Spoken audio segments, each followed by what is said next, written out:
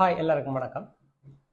எங்கள் எல்லாருக்கும் தெரியும், கடந்த வருஷம் அக்டோபர் 7ஆம் தேதி ஹமாஸ் இஸ்ரேலுக்கு பூந்து 1100க்கும் மேற்பட்ட சனத்தை கொண்டதோட 100க்கும் மேற்பட்ட மிசைலை இஸ்ரேலுக்கு மேல ஏவி 200க்கும் மேற்பட்ட ஹாஸ்டேஜஸை பிடிச்சு கொண்டு போய் அதுக்கு ரிட்டாலியேட்டரி ஆக்ஷனா இஸ்ரேல் காசாக்க பூந்து காசாவை தரமட்டமாக்கி அங்க 38,000 பொதுமக்களுக்கு மேல கொல்லப்பட்டு 8 மாதத்துக்கு மேல இண்டை வரைக்கும் அங்க போர் நடத்து கொண்டிருக்கிற இதே நேரத்துல இன்னும் ஒரு மிகப்பெரிய போர் இஸ்ரேல் லெபனான் போர்டர்ல உருவாக்குறதுக்கான அனைத்து விதமான நடவடிக்கைகளும் நடந்து கொண்டிருக்கிறது. இந்த வீடியோவில் அந்த இஸ்ரேல் லெபனான் போர்டர்ல நடக்கிற அந்த எஸ்கலேஷனை பற்றி கொஞ்சம் ஷோர்ட்டா பார்ப்போம். ஹெஸ்புல்லா என்று சொல்றது லெபனான தளமாக கொண்டு இயங்குற ஒரு ஆயுத குழு. இந்த ஆயுத குழுவுக்கு பண உதவி, ஆயுத உதவி, பயிற்சிகள் அனைத்தையும் வழங்குற யாருன்னு பாத்தீங்கன்னு சொன்னா ஈரான். இப்ப கேட்கலாம், ஹெஸ்புல்லான்னு சொல்லி போட்டு எங்கேயோ இருக்கிற ஈரானை பற்றி ஏன் கேட்கிறேன்னு சொன்னா, இந்த ஹெஸ்புல்லா உருவாவதுக்கு காரணமே ஈரான் தான். எப்படி என்றா, இஸ்ரேல் என்ற ஒரு தேசம் உருவான காலகட்டத்தில இருந்து இஸ்ரேல் என்ற தேசம் இருந்ததுக்குரிய எந்த விதமான அடையாளம் இல்லாம அழிக்கணும்ன்றதுல முதன்மையாக செயல்படுற ஒரு நாடு ஈரான். அப்படி அந்த நாடு நேரடியாக இஸ்ரேல் மேல ஒரு தாக்குதலை நடத்தினால் அது சர்வதேச மட்டத்தில் மிகப்பெரிய ஒரு பிரச்சனையை கொண்டு வரும் என்பதற்காக ஈரான் என்ற ப்ராக்சியாக கொஞ்சம் ஆயுத குழுக்கள் இயங்குகின்றது. உதாரணமா பலஸ்தீன்ல ஹமாஸ், லெபனான்ல ஹெஸ்புல்லா, யேமன்ல ஹூதிஸ், இப்படியான 3 ஆயுத குழுக்களுக்கும் அனைத்து வகையான உதவியையும் செய்து ஈரான் தன் ப்ராக்சியா வச்சிருக்குது. இப்போ உதாரணமா இஸ்ரேலுக்கு ஒரு தாக்குதல் நடத்தணும்னு சொன்னா ஈரான் நேரடியா தாக்காது, இந்த ப்ராக்சிஸை வச்சுக்கொண்டு தாக்குதல் நடத்தும். ஆனா அனைத்து உதவிகளையும் ஈரானே வழங்கும். இது அனைத்து இறைவனுக்கும் தெரிந்த ஒரு உண்மை. இப்படி இருக்கேங்கல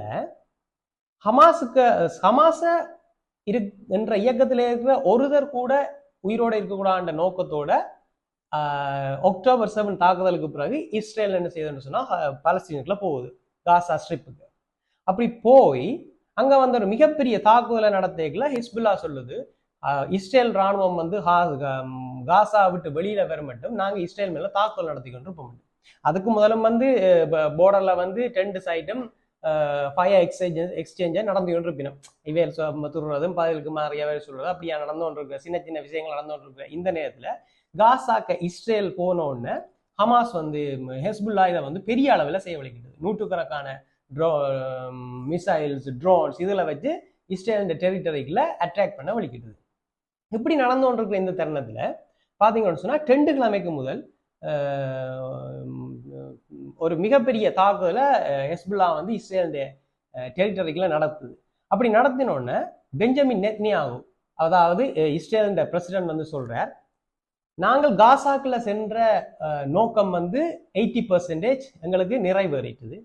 இனி எங்களோட பிரைம் டார்கெட் இந்த ஹெஸ்புல்லாவை அழிக்கிறது தான் எங்களோட டார்கெட்னு சொல்லி அனைத்து விதமான மொபிலைசேஷன்ஸ், அதாவது லாஜிஸ்டிக்ஸ், மிலிட்டரி இராணுவ தளவாடங்கள் அனைத்தையும் இது லெபனான் இஸ்ரேல் போர்டருக்கு அனுப்பவில்லை. இப்படி அனுப்பி கொண்டிருக்கல அமெரிக்கா சொல்லுது, நாங்கள் இஸ்ரேல் ஹிஸ்புல்லாவோட ஒரு போருக்கு சென்றால் எந்த விதத்திலும் இஸ்ரேலுக்கு உதவியாக நிற்க மாட்டோம் என்று அமெரிக்கா சொல்லுது. அப்ப அமெரிக்கா இந்த சீனுக்கு வருதுன்னு சொன்னா எங்களுக்கு எல்லாரும் தெரியும், இஸ்ரேல் என்ற ஒரு நாட்டுக்கு என்ன பிரச்சனை என்றாலும் வரலாற்றில் நாங்கள் எடுத்து பார்த்தோம்னா தெரியும், என்ன பிரச்சனை என்றாலும் முதலாவதா நிற்கிறது அமெரிக்கா. முழு சப்போர்ட்டும், ஆயுதத்தில இருந்து, பணத்தில இருந்து, மிலிட்டரி எக்யூப்மெண்ட்ஸ்ல இருந்து, எங்களோட இன்டெலிஜென்ட் மெசேஜ்ல இருந்து அனைத்தையும் இஸ்ரேலுக்கு வழங்குற ஒரே ஒரு நாடு அமெரிக்கா.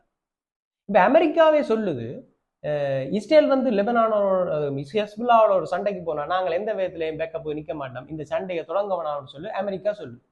ஏன்னு சொன்னா அது அமெரிக்கால எலெக்ஷன் வராது, அந்த காரணங்கள் பிறவாகும். அப்ப அமெரிக்கா சொல்ல அதையும் மீறி இஸ்ரேல் இந்த ஹெஸ்புல்லாவோட ஒரு தாக்குதலை தாங்கள் கட்டாயம் நடத்தியே ஆக வேணும்.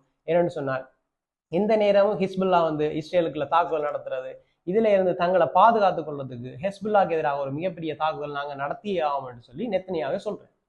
அப்படி சொல்லேகல என்ன நடக்குதுன்னு சொன்னா, கடந்த புதன்கிழமை, அதாவது நேற்று இப்படி ஒரு மிகப்பெரிய எஸ்கலேஷன் போய் கொண்டிருக்கல புதன்கிழமை இஸ்ரேல் ஏர்ஃபோர்ஸ் வந்து ஒரு புதுசா ஒரு ஸ்ட்ரைக்கை லெபனான்ல இருக்கிற ஹெஸ்புல்லாக்களுக்கு மேல நடத்தினார். அப்படி நடந்த தாக்குதல்ல வந்து ஒரு சீனியர் கொமாண்டர் அவர் வந்து என்ன செய்யறாருன்னு சொல்ல கொல்லப்படுறார். அவர்கிட்ட பேர் வந்து பாத்தீங்கன்னு சொன்னா முகமது நசார் என்று சொல்லி one of the senior commander.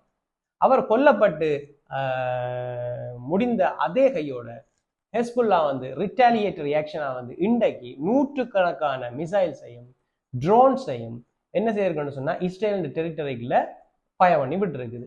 அப்படி விட்ட அனைத்து ராக்கெட்ஸ் எல்லாமே வந்து இஸ்ரேலின் அயன்டோம் இன்டர்செப்ஷனால எல்லாம் சுட்டு வீழ்த்தப்பட்டிருக்கு.